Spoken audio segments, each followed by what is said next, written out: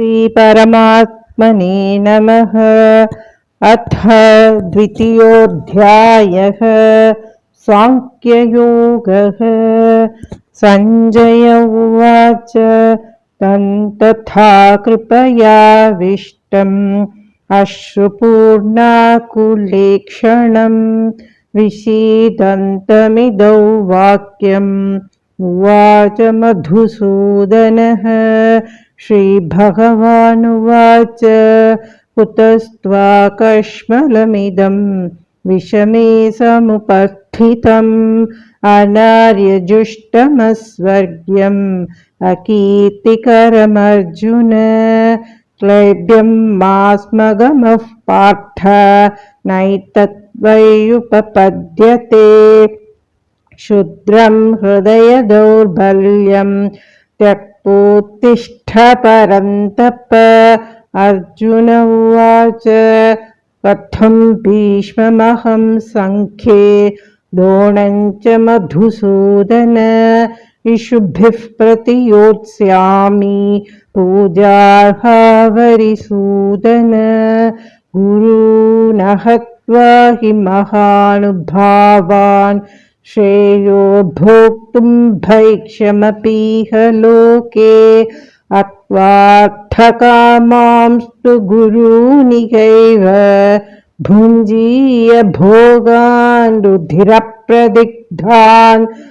न चैतद्विदमः कतरन्नो गरीयः यद्वा जयेम यदि वा नो जयेयुः। यानेव हत्वा न जिजीविषामः तेव स्थिताः प्रमुखे धार्तराष्ट्राः। कार्पण्यदोषोपगतस्वभावः पृच्छामि त्वां धर्मसम्मूढचेताः। यच्छ्रेयस्यान्निश्चितं ब्रूहि तन्मे शिष्यस्तेऽहं शाधिमां त्वां प्रपन्नम्। न हि प्रपश्यामि ममापनुद्यात् यच्छोकमुच्छोषणमिन्द्रियाणाम्।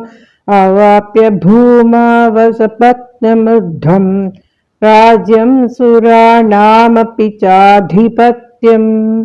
संजय उवाच एवमुक्त्वा हृषीकेशं गुडाकेशः परन्तप। न योत्स्य इति गोविन्दम् उक्त्वा तूष्णीं बभूवः।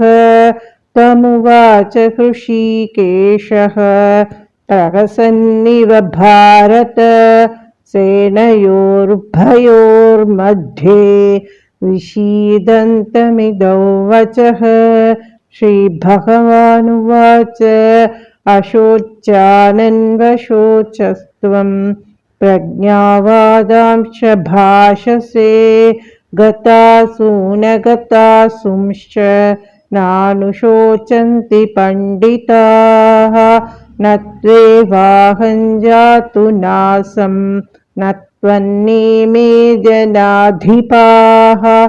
न चैव न भविष्यामः सर्वे वयमतः परम्। देहिनोऽस्मिन् यथा देहे कौमारै यौवनं जरा तथा देहान्तरप्राप्तिः धीरस्तत्र न मुह्यति। मात्रा स्पर्शास्तु कौन्तेय शीतोष्णसुखदुःखदाः। आगमापायिनो नित्याः तां तितिक्षस्व भारत। यं हि न व्यथयन्त्येते पुरुषं पुरुषर्षभ। समदुःखसुखं धीरं सोऽमृतत्वाय कल्पते। नासतो विद्यते भावक नाभावो विद्यते सतः। भयोरपि दुष्टोऽन्तः वनयोस्तत्त्वदर्शिभिः। अविनाशि तु तद्विद्धि येन सर्वमिदं ततं। विनाशमव्ययस्यास्य न कश्चित् कर्तुमर्हति अन्तवन्त इमे देहाः नित्यस्योक्ताः शरीरिणः अनाशिनो प्रमेयस्य तस्माद्युध्यस्व भारत येनं वेत्ति हन्तारं यश्चैनं मन्यते हतम् भूतौ न विजानीतः नायं हन्ति न हन्यते न जायते म्रियते वा कदाचित् नायं भूत्वा भविता वा न भूयः अजो नित्यः शाश्वतोऽयं पुराणः न हन्यते हन्यमाने शरीरे वेदा विनाशिनन्नित्यं येनमजमव्ययम् कथं स पुरुषः पार्थ कङ्घातयति हन्तिकम् वासांसि जीर्णानि यथा विहाय नवानि गृह्णाति नरोपराणि तथा शरीराणि विहाय जीर्णान् यन्यानि संयाति नवानि देहि नैनं छिन्दन्ति शस्त्राणि नैनं दहति पावकः न चैनं क्लेदयन्त्यापः न शोषयति मारुतः अच्छेद्योऽयमदाह्योऽयम् अक्लेद्यो शोष्य च नित्यः सर्वगतस्थाणुः अचलोऽयं सनातनः अव्यक्तोऽयमचिन्त्योऽयम् अविकार्योऽयमुच्यते तस्मादेवौ विदित्वैनं नानुशोचितुमर्हसि अथ चैनन्नित्यजातं नित्यौ वा मन्यसे मृतं तथापि त्वं महाबाहो नैवं शोचितुमर्हसि जातस्य हि ध्रुवो मृत्युः ध्रुवं जन्म मृतस्य च तस्मादपरिहार्येथे न त्वं शोचितुमर्हसि अव्यक्तादीनि भूतानि व्यक्तमध्यानि भारत अव्यक्तनिधनान्येव तत्र का परिदेवना आश्चर्यवत् पश्यति कश्चिदेनम् आश्चर्यवद् वदति तथैव चान्यः आश्चर्यवच्चैनमन्यः शृणोति श्रुत्वाप्येनं वेद न चैव कश्चित् देहि नित्यमवध्योऽयं देहे सर्वस्य भारत तस्मात् सर्वाणि भूतानि न त्वं शोचितुमर्हसि स्वधर्ममपि चावेक्ष्य न विकम्पितुमर्हसि धर्म्याधियुद्धाच्च योऽन्यत् शक्ति यस्य न विद्यते यदृच्छया चोपपन्नं स्वर्गद्वारमपावृतं सुखिनः क्षत्रियाः पार्थ लभन्ते युद्धमीदृशम् अथ चेत्त्वमिमं धर्म्यं सङ्ग्रामं न करिष्यसि ततः स्वधर्मं कीर्तिं च हित्वा पापमवाप्स्यसि अकीर्तिं चापि भूतानि कथयिष्यन्ति ते व्ययाम् सम्भावितस्य चाकीर्तिः मरणादतिरिच्यते भयाद्रणादु परतम् नंस्यन्ते त्वां महारथाः येषां च त्वं बहुमतः भूत्वा यास्यसि लाघवम् अवाच्यवादांश्च बहून् वदिष्यन्ति तवाहिताः निन्दन्तस्तव सामर्थ्यं ततो दुःखतरन्नु किम् अतो वा प्राप्स्यसि स्वर्गं जित्वा वा भोक्ष्यसे महीम् तस्मादुत्तिष्ठ कौन्तेय युद्धाय कृतनिश्चयः सुखदुःखे समे कृत्वा लाभालाभौ जयाजयौ ततो युद्धाय युज्यस्व नैवं पापमवाप्स्यसि एषा ते भिहिता सांख्ये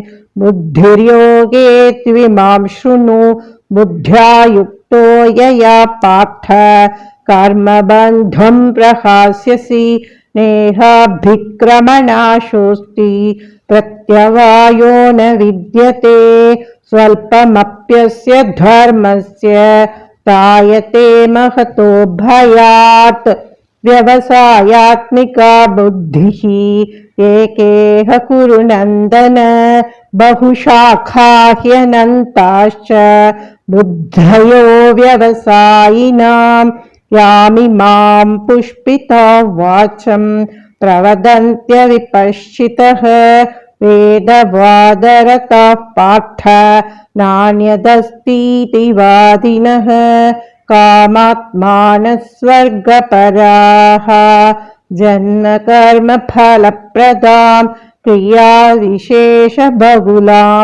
भोगैश्वर्यगतिं प्रति भोगैश्वर्यप्रसक्तानां तयापहृतचेतसां व्यवसायात्मिका बुद्धिः समाधौ न विधीयते त्रैगुण्यविषया वेदाः निस्त्रैगुण्यो भवार्जुन निर्द्वन्द्वो नित्यसत्त्वस्थः निर्योगक्षेम आत्मवान् यावानर्थौदपानि सर्वतः सम्प्लुतोदके तावान् सर्वेषु वेदेषु ब्राह्मणस्य विजानतः कर्मण्येवाधिकारस्ते मा फलेषु कदाचन मा कर्मफलहेतुर्भूः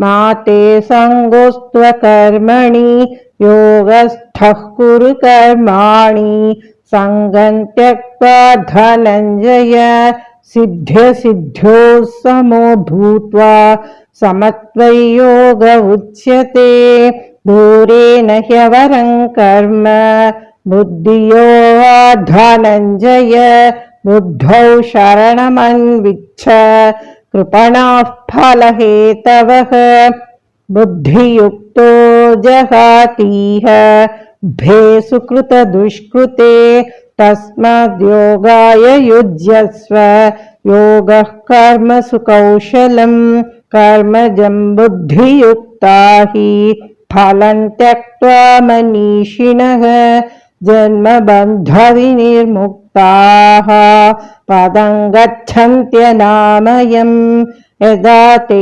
मोहकलिलं बुद्धिर्व्यतितरिष्यति तदा गन्तासि निर्वेदं श्रोतव्यस्य श्रुतस्य च श्रुतिविप्रतिपन्ना ते यदा स्थास्यति निश्चला समाधावचला बुद्धिः तदा योगमवाप्स्यसि। अर्जुन उवाच स्थितप्रज्ञस्य का भाषा समाधिस्थस्य केशव स्थितधीः किं प्रभाषेत किमासीत व्रजेत किं।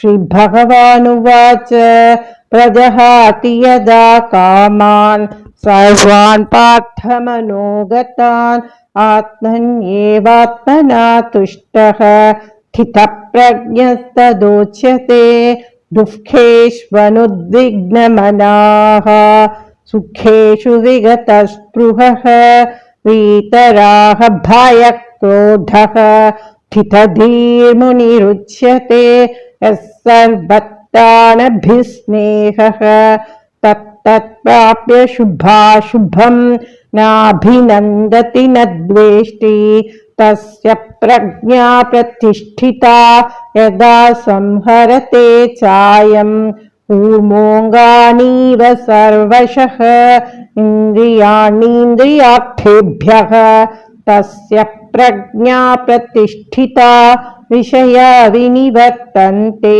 निराहारस्य देहिनः रसवर्जं रसोऽप्यस्य परं दृष्ट्वा निवर्तते यततो ह्यपि कौन्तेय पुरुषस्य विपश्चितः इन्द्रियाणि प्रमाथीनि हरन्ति प्रसभं मनः तानि सर्वाणि संयम्य युक्त आसीत मत्परः वशे हि यस्येन्द्रियाणि तस्य प्रज्ञा प्रतिष्ठिता ध्यायते विषयान् पुंसः सङ्गस्तेषूपजायते सङ्गात् सञ्जायते कामः कामात् क्रोधोऽभिजायते क्रोधात् भवति सम्मोहः सम्मोहात् स्मृतिविभ्रमः स्मृतिभ्रंशात् बुद्धिनाशः बुद्धिनाशात् प्रणश्यति रागद्वेषविमुक्तैस्तु विषयानिन्द्रियैश्चरन् आत्मवश्यैर्विधेयात्मा प्रसादमधिगच्छति प्रसादे सर्वदुःखानां हानिरस्योपजायते